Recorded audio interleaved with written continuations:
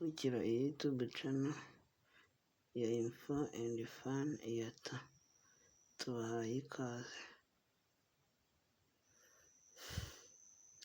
Abatarakora subscribe, mukore subscribe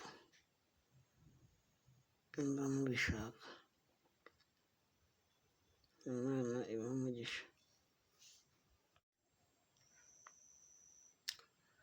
Amakuru agezweho: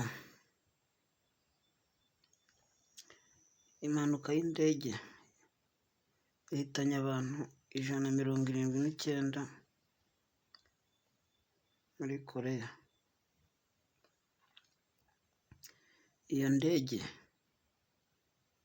yakoze impanuka ubwo yari igeze ku kibuga cy'indege ikagenda igashya muri Korea y'Amajyepfo. Hakaba hashyizweho icyunamo cy'iminsi 7 muri Korea y'Amajyepfo.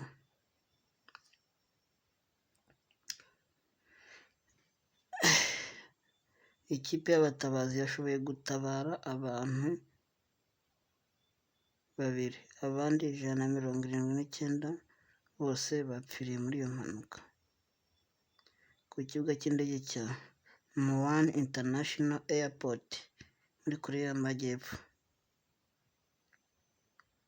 Ikaba ari impanuka ikomeye mu mateka y'icyo gihugu. Iyo mpanuka yabaye kuri iki cyumweru saa 3 z'ijoro ku isaha y'aho ngaho muri Korea y'Amajyepfo.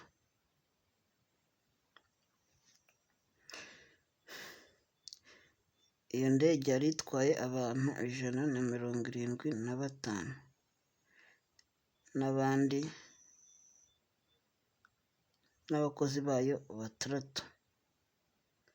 Ikaba yavaga muri Thai capital Bangkok.